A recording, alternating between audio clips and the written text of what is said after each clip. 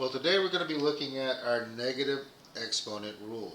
The negative exponent rule is just this right here. It says if we have a number, our number a in this case, is raised to the negative 1 power, it just becomes 1 over a.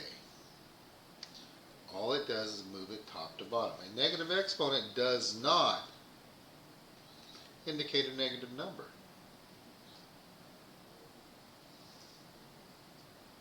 And as we're working and simplifying problems, we are to never leave a negative exponent in our answer.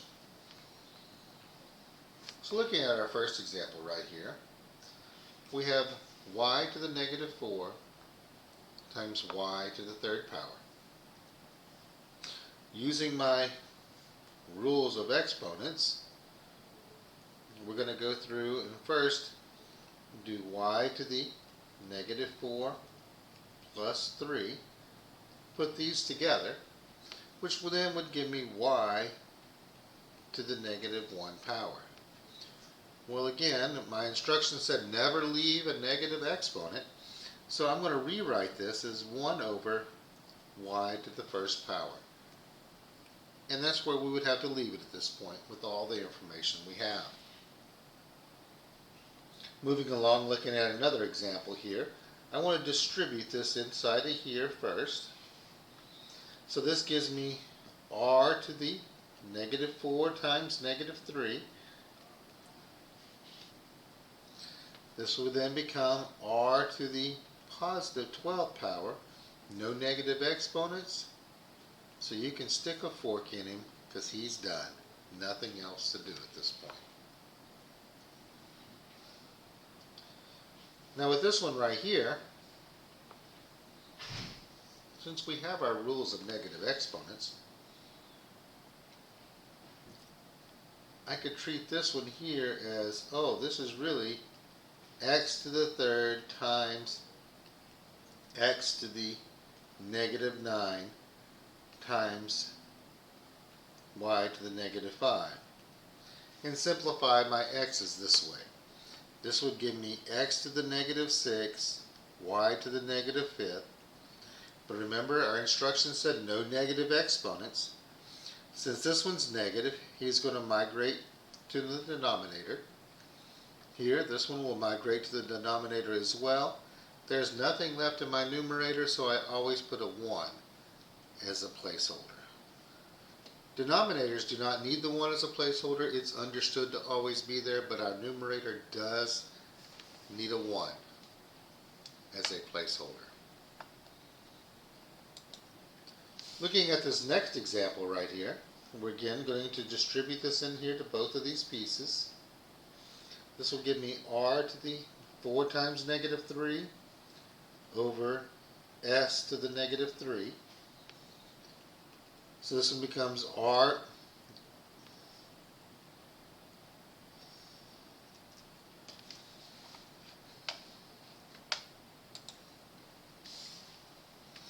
Four times 3 gives me r to the negative 12 over s to the third power, negative 3. So I'm told not to have any negative exponents, so I got to correct both of these. So I'll put my fraction bar here. This becomes r to the 12th on the bottom. This one here started on the bottom, so he's going to migrate up here to the top. The negative exponent makes it migrate from either the top or the bottom.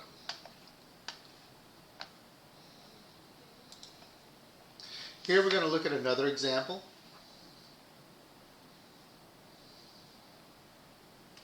Looking at this right here, the first thing I want to simplify is I see this right here. This is 1, so I'm going to go ahead and just pretend it's not even there. Anytime you see something raised to the 0 power, eliminate it. Here, taking care of my numbers, I have 32 divided by 4. That gives me a positive 8.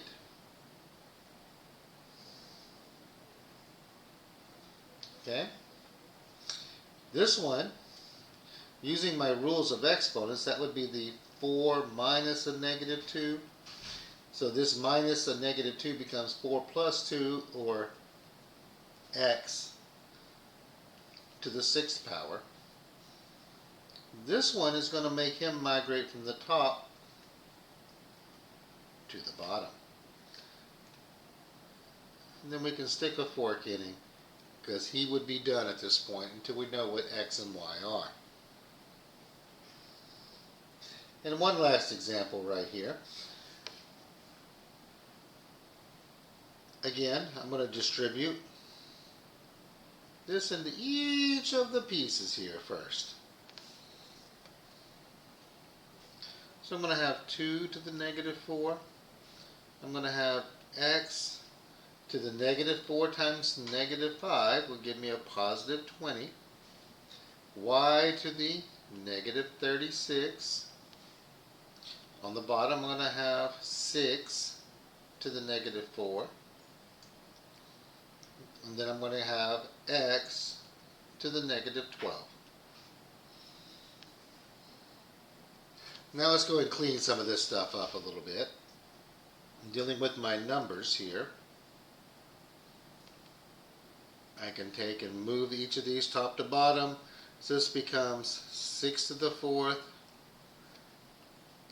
2 to the 4th. These right here, this is going to be x to the 20 minus negative 12, which becomes x to the 32 up top. My y is going to migrate to the bottom as y to the 36. Now here, there's several ways I can deal with the 6 to the 4th power. I could multiply it out and the 2 to the 4th power, multiply it out, and work it that way. And if I've got a calculator, that would go really quick. But if you also pay attention and remember that 6 is really 2 times 3. And that would be that raised to the 4th power. So this becomes 2 to the 4th power, 3 to the 4th power.